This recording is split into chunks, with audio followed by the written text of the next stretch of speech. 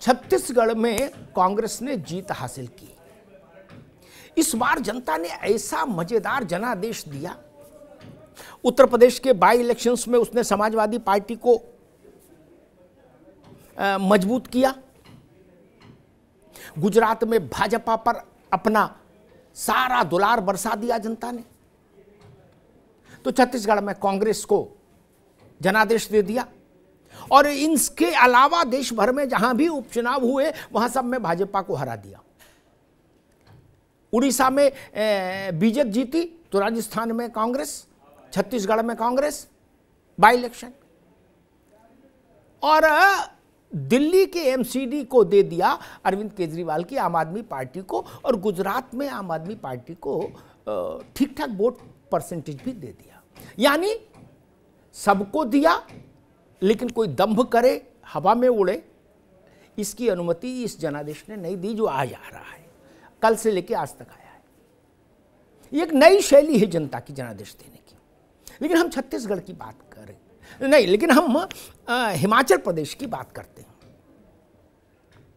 हिमाचल प्रदेश में कांग्रेस की जीत, मुझे ऐसा लगता है कि उसमें केवल कांग्रेस का नेतृत्व कौशल हो ऐसा नहीं। दो बातें मुझे समझ आती हैं। एक तो वहां रिवाज है हर 5 साल में सत्ता परिवर्तन का। भाजपा इसी कोशिश में थी कि रिवाज टूटे और राज कायम रहे। लेकिन शायद वहां के लोगों ने इस बात को प्राथमिकता दी कि नहीं, हम इस रवायत को जारी रखेंगे कि 5 साल में सरकार बदलो। और दूसरी बड़ी बात जिसके लिए मैं आपसे चर्चा करने आया हूं, मुझे लगता है कि ओपीएस का मुद्दा, ओल्ड पेंशन स्कीम का मुद्दा हिमाचल में सबसे बड़ा मुद्दा था। कांग्रेस उस मुद्दे के पक्ष में मजबूती के साथ खड़ी हुई। प्रियंका गांधी ने उसके लिए सार्वजनिक तौर पर और पार्टी ने लिखित तौर पर अपने घोषणा पत्र में वचनबद्धता जाहिर की। भारतीय जनता पार्टी ओपीएस के विरुद्ध थी, वो नई पेंशन स्कीम की पैरोकारी में रही। आप मानकर चलिए उस पूरे पहाड़ी राज्य में सबसे बड़ा मुद्दा इस चुनाव में यही रहा। तो इस दृष्टि से अगर आप देखेंगे तो ओपीएस के लिए जो देश भर में आंदोलन चल रहा है, हर राज्य में आंदोलन चल रहा है, उसके लिए ये एक माइलस्टोन है हिमाचल प्रदेश का जनादेश। राजनीतिक दलों को इस दृष्टि से भी अब समीक्षा करनी होगी कि क्या देश में चल रहा है ये इतना बड़ा आंदोलन अब राजनीतिक तौर पर जीत हार तय करने वाली स्थिति में पहुंच गया है। कम से कम हिमाचल का नतीजा ही बताता है।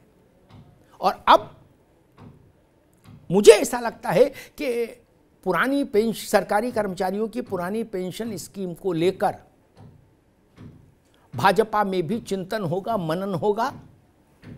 और 2024 के लोकसभा चुनाव से पहले जिन राज्यों में आम विधानसभा चुनाव होने हैं, उनमें इस मुद्दे पर भारतीय जनता पार्टी कोई एक ऐसी जुगत बनाना चाहेगी, निकालना चाहेगी, जिससे वो कम से कम ओपीएस आंदोलन वालों के आक्रोश का शिकार नहीं हो, जैसा हिमाचल में हो गई। तो हिमाचल प्रदेश में भारतीय जनता पार्टी के लिए डबल झटका है। झटका किस कारण से मिला वो तो छोड़ दीजिए, लेकिन झटका बड़ा है और डबल है। हिमाचल प्रदेश से ही भाजपा के राष्ट्रीय अध्यक्ष जगत प्रकाश नड्डा है, और हिमाचल प्रदेश से ही भाजपा के नौजवान मंत्री अनुराग ठाकुर। लेकिन आपको याद होगा टिकट बंटवारे में जो घालमेल हुआ भाजपा के पार्ट पर, उसको लेके राज्य में तमाम जगह बगावत हुई और तमाम बागी उम्मीदवार खड़े हुए। और स्थिति तो यहाँ तक बन गई थी कि एक बागी उम्मीदवार को खुद प्रधानमंत्री ने भी फ़ोन किया था कि आप बैठ जाइए, हम आपका ख्याल करेंगे। लेकिन वो बागी उम्मीदवार नहीं बैठा। क्या भाजपा इसलिए भी हिमाचल प्रदेश हार गई? ये भी सवाल है, और इसका चिंतन भाजपा को करना होगा आने वाले समय में। लेकिन मुझे लगता है कि दो नतीजे हैं। एक, ओपीएस का मसला हिमाचल प्रदेश में कारगर हुआ कांग्रेस के पक्ष में, और दूसरा